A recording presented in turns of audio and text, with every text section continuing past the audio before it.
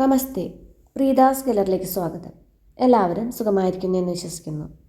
ഇന്ന് നമ്മളിവിടെ ഉണ്ടാക്കാൻ പോകുന്നത് മലബാർ സൈഡിലുള്ള ഒരു സ്പെഷ്യൽ ഡിഷായ മുട്ടക്കക്കത്തിലാണ് ഉണ്ടാക്കാൻ പോകുന്നത്. ഇത് ചോറിൻ്റെയും ചപ്പാത്തിയുടെയും ആപ്പത്തിൻ്റെയും എല്ലാറ്റിൻ്റെയും കൂടെ പോകുന്ന ഒരു അടിപൊളി മുട്ട റോസ്റ്റാണ്. അപ്പോൾ വീഡിയോ എല്ലാവരും സ്കിപ്പ് ചെയ്യാതെ മുഴുവനായിട്ട് കാണുമെന്ന് വിചാരിക്കുന്നു. വീഡിയോ ഇഷ്ടമായിട്ടുണ്ടെങ്കിൽ ഒന്ന് ലൈക്ക് ചെയ്യാനും മറ്റുള്ളവർക്കൊക്കെ ഷെയർ ചെയ്ത് കൊടുക്കാനും മറക്കില്ലല്ലോ.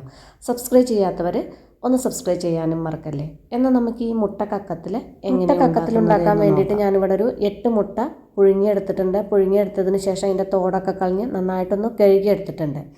ഇതേപോലെ ഒന്ന് പുഴുങ്ങിയെടുക്കുക. ഞാനിവിടെ 8 മുട്ടയാണ് എടുത്തിട്ടുണ്ട്. നിങ്ങൾക്ക് എത്രമാത്രം ഉണ്ടാക്കണം എന്നുണ്ടെങ്കിൽ അതിനനുസരിച്ചിട്ട് മുട്ട എടുത്തോളൂ.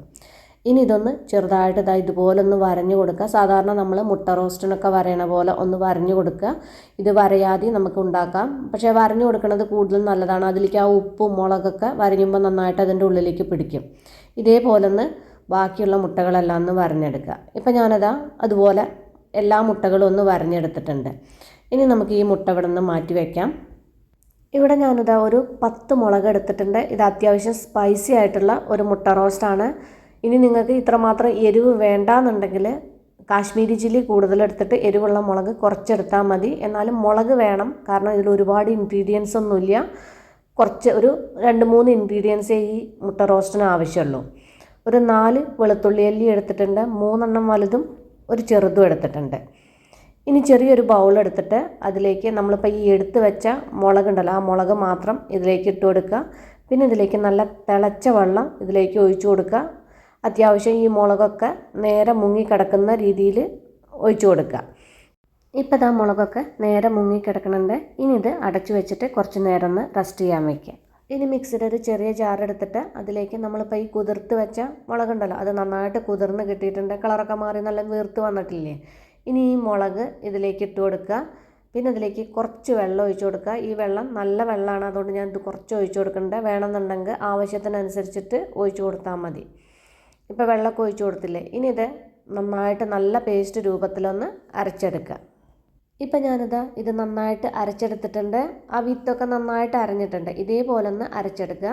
ഇനി നമ്മൾ നേരത്തെ എടുത്ത ആ ബൗൾ തന്നെ ഞാൻ എടുക്കുന്നത്. അതിലേക്ക് ഈ ചില്ലി പേസ്റ്റ് ഉണ്ടല്ലോ, ഇതിലേക്ക് ഒഴിച്ചു കൊടുക്കുക. ഇനി ഇതിലേക്കൊരു 1.5 ടേബിൾ സ്പൂൺ കാശ്മീരി ചില്ലി പൗഡറും കൂടി ഇട്ട് കൊടുക്കുന്നുണ്ട്. എൻ്റെ കയ്യിൽ കാശ്മീരി ചില്ലി ഇല്ലാത്തതുകൊണ്ടാണ് പൗഡർ ഇട്ട് കൊടുക്കുന്നത്. കാശ്മീരി ചില്ലി ഉണ്ടെങ്കിൽ മുളക് കുതിർക്കുന്ന സമയത്ത് ഒപ്പം അതിൻ്റെ കൂടെ ഇട്ടിട്ട് കുതിർത്തിട്ട് അരച്ചെടുത്താൽ മതി. പിന്നെ ഇതിലേക്ക് കുറച്ച് വെള്ളം ഒഴിച്ചിട്ട് നല്ല പേസ്റ്റ് രൂപത്തിലൊന്ന് മിക്സ് ചെയ്തെടുക്കുക. ഇപ്പം നിങ്ങൾ വിചാരിക്കുന്നത് ഒരുപാട് സ്പൈസി ആണെന്ന് വിചാരിക്കേണ്ടാവും. അത്യാവശ്യം സ്പൈസിയാണ്, എന്നാൽ ഒരുപാട് അങ്ങോട്ട് സ്പൈസി എന്നല്ല. പിന്നെ നിങ്ങൾക്ക് ഇത്ര സ്പൈസി ആവണ്ടെന്നുണ്ടെങ്കിൽ അതിനനുസരിച്ചിട്ട് കാശ്മീരി ചില്ലി മുളകിൻ്റെ അളവ് കുറച്ച് കൊടുത്താൽ മതി. ഇഷ്ടത്തിനനുസരിച്ചിട്ട് മുളകൊന്ന് എടുത്താൽ മതി. ഇപ്പം അതിലെ ആ മസാലയൊക്കെ ഉണ്ടല്ലോ, ആ പൊടിയൊക്കെ നേരെ മിക്സ് ആയിട്ടുണ്ട്. കുറച്ച് ലൂസായിട്ടാണ്. ഇനി ഇത് ഇരുന്ന് കഴിഞ്ഞാൽ ഒന്നുകൂടി തിക്കാവുമല്ലോ. ഇതാണ്ടല്ലേ, ഇതേപോലെ ഒന്ന് മിക്സ് ചെയ്തെടുക്കുക. ഇനി നമുക്കിത് ഇവിടെ നിന്ന് മാറ്റി വയ്ക്കാം. പിന്നെ ഇതുപോലെ ഇടിക്കുന്ന ഒരു സാധനം എടുത്തിട്ട് അതിലേക്ക് നമ്മളിപ്പോൾ ഈ എടുത്ത് വെച്ച വെളുത്തുള്ളി അല്ലി ഉണ്ടല്ലോ, അതൊന്ന് ചെറുതായിട്ടൊന്ന് ചതച്ച് കിടക്കുക. ഒരുപാട് ചതച്ചിട്ട് പേസ്റ്റ് ആക്കേണ്ട ആവശ്യമില്ല, ചെറുതായിട്ടൊന്ന് ചതച്ച് കൊടുത്താൽ മതി. ഇതാണ്ടില്ലേ, ഇതേപോലൊന്ന് ചതച്ചെടുക്കുക.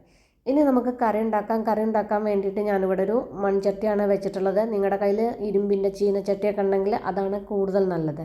അതിലേക്ക് കുറച്ച് വെളിച്ചെണ്ണ ഒഴിച്ചു കൊടുക്കുക. പിന്നെ അതിലേക്കൊരു 1/2 ടേബിൾ സ്പൂൺ നെയ്യ് കൂടി ഇട്ട് കൊടുക്കുക. നെയ്യ് ഇഷ്ടമല്ല എന്നുണ്ടെങ്കിൽ സ്കിപ്പ് ചെയ്തോളൂ. നെയ്യൊക്കെ ഇടുമ്പോഴാണ് നല്ല ടേസ്റ്റ് ഉണ്ടാവുക. പിന്നെ എണ്ണ ഇത്ര വേണ്ടാന്നുണ്ടെങ്കിൽ അത് കുറച്ച് എടുത്തോളൂ. അത് നിങ്ങളുടെ ഇഷ്ടത്തിനനുസരിച്ചിട്ട് എടുത്തോളൂ. ഇനി ഈ ചതച്ച് വെച്ച വെളുത്തുള്ളി ഉണ്ടല്ലോ, അത് ഇതിലേക്ക് ഇട്ട് കൊടുക്കുക. ഇട്ടതിന് ശേഷം ഒരുപാട് വഴറ്റേണ്ട ആവശ്യമില്ല, ചെറുതായിട്ടൊന്ന് ഇതുപോലെ ഒന്ന് മിക്സ് ചെയ്താൽ മതി. അതിന് ശേഷം നമ്മൾ അരച്ച് വെച്ച മുളകിൻ്റെ പേസ്റ്റ് ഉണ്ടല്ലോ, അത് ഇതിലേക്ക് ഇട്ട് കൊടുക്കുക. ഇട്ടതിന് ശേഷം പിന്നെ നന്നായിട്ടൊന്ന് വഴറ്റിയെടുക്കുക. ആ മുളകിൽ ഇപ്പോൾ കുറച്ച് വെള്ളമൊക്കെ ഉണ്ടല്ലോ, ആ വെള്ളമൊക്കെ വറ്റിയിട്ട് എണ്ണയൊക്കെ തെളിഞ്ഞ് വരുന്നത് വരെ ഒന്ന് നന്നായിട്ടൊന്ന് വഴറ്റിയെടുക്കുക. ഇപ്പോൾ വെള്ളം മുഴുവനായിട്ടും വറ്റി എണ്ണ തെളിഞ്ഞിട്ടൊന്നുമില്ല. അതിനു മുന്നേ നമുക്ക് ഇതിലേക്ക് 1-2 സാധനങ്ങളും കൂടി ചേർത്ത് കൊടുക്കണം. ഇതിലേക്കൊരു 1-2 പിഞ്ച് മഞ്ഞൾപ്പൊടി ഇട്ട് കൊടുക്കുക. ഒരുപാട് മഞ്ഞൾപ്പൊടിയുടെ ആവശ്യമില്ല. പിന്നെ ഈ റോസ്റ്റിലേക്ക് ആവശ്യത്തിനുള്ള ഉപ്പ് കൂടി ഇട്ട് കൊടുക്കുക. ഞാനൊരു കഷ്ടിയൊരു അര ടീസ്പൂണോളം ഉപ്പ് ചേർത്ത് കൊടുക്കുന്നുണ്ട്. ഉപ്പ് കൂടി ഇട്ടതിന് ശേഷം നേരൊന്ന് മിക്സ് ചെയ്യാന്നല്ല, ഇനി നന്നായിട്ട് വഴറ്റിയിട്ട് എണ്ണയൊക്കെ തെളിഞ്ഞ് വരുന്നത് വരെ ഒന്ന് വഴറ്റിയെടുക്കുക. ഇപ്പം നമ്മുടെ മസാലയിലെ വെള്ളമൊക്കെ വറ്റി എണ്ണയൊക്കെ നന്നായിട്ട് തെളിഞ്ഞ് വന്നിട്ടുണ്ട്. മുളകിൻ്റെ പേസ്റ്റിൻ്റെ കളറൊക്കെ നന്നായിട്ട് മാറി വന്നിട്ടില്ലേ, നല്ല ഭംഗിയുള്ള കളറായിട്ടില്ലേ. ഇനി ഇതിലേക്ക് കുറച്ച് വെള്ളം ഒഴിച്ച് കൊടുക്കുക. ഞാൻ ആ ബൗളിൽ കുറച്ച് മുളകിൻ്റെ പേസ്റ്റ് ഉണ്ട്, അപ്പോൾ ആ ബൗളിലേക്ക് കുറച്ച് വെള്ളം ഒഴിച്ചിട്ടാണ് അതിലേക്ക് ഒഴിച്ച് കൊടുക്കുന്നത്.